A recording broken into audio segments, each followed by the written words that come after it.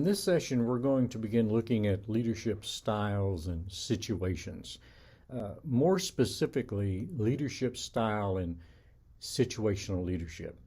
Now, I want to share a little history about leadership style study. Trait-based leadership, which is also known as the great man theory, this type of style was first viewed from a very one-dimensional aspect, that of the leader. However, the trait-based theory was challenged by the fact that, an individual with leadership traits might be a leader in one situation, but not be a leader in a different situation.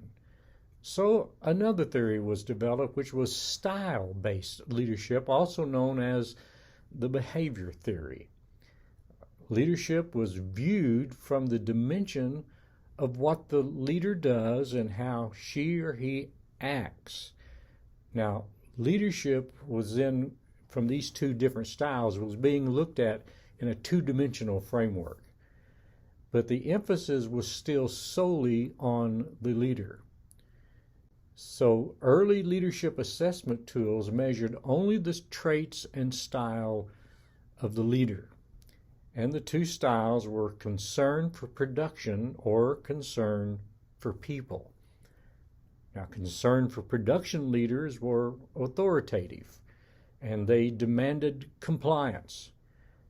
Those with concern for people were termed as country club type of leaders, laissez-faire. If you were stronger in both traits, the more you could accomplish. But now a new approach to leadership theory is being called for. This new approach is called situational leadership. This approach seeks to understand leadership focused on leadership in situations. In other words, different situations demand styles of different leadership. Differing levels of development among followers also demand different leadership styles. So this approach focuses on both the leader and those being led.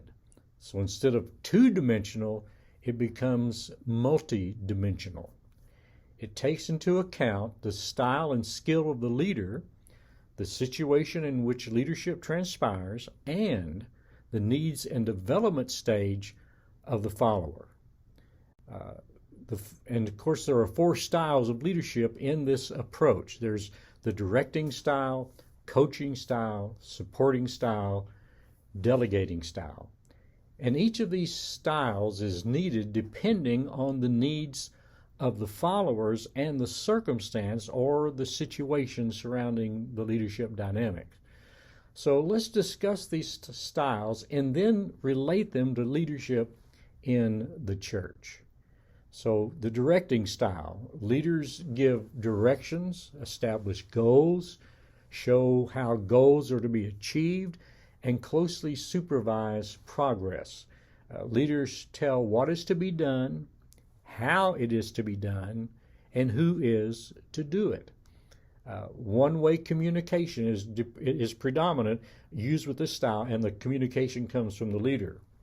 Very little support is given by the leader to the followers, and in situational leadership, this is known as high directive and low supportive behavior by the leader. Then there is the coaching style. This is both high directive and supportive behavior, which is given by the leader. Supportive behavior involves two-way communication, and the leaders help the followers feel comfortable about themselves and their situations. Leaders ask for input. They help solve problems. They give praise, they share information, and they listen. In situational leadership, this is known as high directive and high supportive behavior by the leaders. And then there's the supporting style. The leader is available to help solve problems, but gives day-to-day decision-making to the followers. Leaders focus on followers' skills and contributions rather than specific goals. And in situational leadership, this is known as high supportive and low directive behavior by the leader. And then lastly, there is the delegating style. Now, I call it the empowering style. Leaders help clarify tasks and then allow followers freedom in getting the job done. The leader is there for help, but not so much for oversight. And in situational leadership, this is known as low supportive and low directive behavior by the leader. Now let's look at situational leadership model, this model, and the church leader. The situational leadership model requires the leader to assume different leadership roles with different people. You see, not everyone in the organization, in the church, is at the same development level. You already know that. Not every follower has the same competency and commitment level necessary to accomplish the task of the church and the task of their own lives. Leadership, then, is the art of using the right style with the right development level. Now, every leader has a dominant leadership style, but they must be able to adapt. Now let's look at situational leadership in regard to the followers. Every follower is at a different phase of development. New followers, new believers, are very low in competency. They don't know much, but they're very high in commitment. They're excited about the task, and these are known as D1 followers. And I'll make all this make sense, hopefully, in just a moment. Now, followers who have begun the journey have gained some competency, but their commitment level may have waned. Maybe they found out the job was harder than expected. These are known as D2 followers. And then followers who have preserved, have moderated to high competency, but commitment is still lacking a little bit. They're beginning to develop skills, but they wonder really if the task is doable. These are known as D3 followers. And then followers who have mastered the task and whose confidence in their ability is high, they are ready to assume leadership themselves in some area. These are known as D4 followers. Now, this is the graphic that is used by those who teach and apply situational leadership to organizations. And let me get hopefully a pointer up here. You'll notice that these four quadrants are the style of the leader. You have high directive, low supportive, high directive and high supportive and low directive, and then low supportive and low directive. These are the styles of the leader. Down here you have the development stages of the followers, and these stages flow through the styles of the leader, like here on this chart. So if you have someone who is a new convert, a new person in the organization, you would want to use more of this high directive and low supportive. Then if they move up where they're wanting to be coached and they need to be better equipped, but yet their morale may be a little low because they've met some adversity and they realize the job is not as easy as perhaps they thought, well, then you have to be high directive and high supportive. As they move on over into the supporting area, which would be a D3, you have to change your leadership style to be more high supportive and low directive.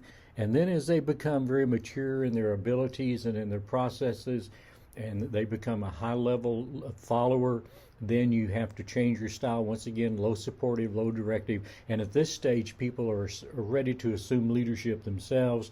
And so you really have to begin to develop them more fully in their skills, in their capacity, giving them direction, giving them the ability to become leaders themselves. So let's look at it in situations that we can talk about in regard to people within the church. Where would a church of new converts, what type of leadership style would you need? Well, obviously you need that D1. You have to just give them direction, give them instruction, give them what they need to know. They're excited about it. You know, they're newly saved, and they have that anticipation of growing and understanding more. So they don't need a lot of encouragement, but they do need direction. They do need some discipleship. And then you have church full of seasoned, established saints. That would be on the very far side.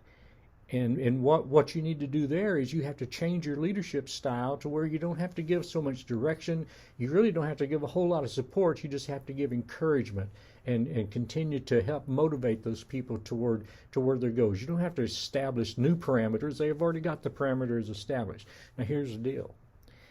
If you treat a church full of seasoned, established saints with the same leadership style that you did it with a church full of new converts, you're going to be losing people, because they're ready to.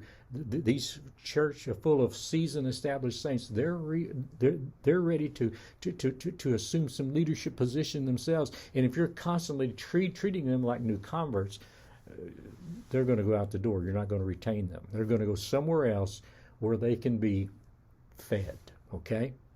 If you treat a church full of new converts like you would treat a church full of seasoned, established saints, they're going to fall away. They're going to go somewhere else. If they stay strong in the Lord, they're going to go somewhere else where they can get all this encouragement and establishment that they need, the parameters, the teaching that they need as they progress from newly converted to seasoned saints. So as you can see, these steps are extremely important.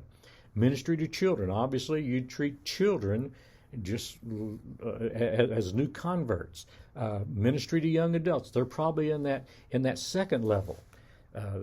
They've been saved, but now then they're beginning to see the adversary come against them. They're beginning to feel the burden and the struggle of development. You need to treat them with a whole lot of a different style of leadership than you would treat either seasoned saints or newly established saints. Ministry to college students, it's probably the very same thing. Maybe you'd have to do both like new converts and then also a little bit more established than that. So as you can see, these are very different leadership styles needed for different situations. Conducting a board meeting. Not everyone who sits around that table at a board meeting is at the same development stage.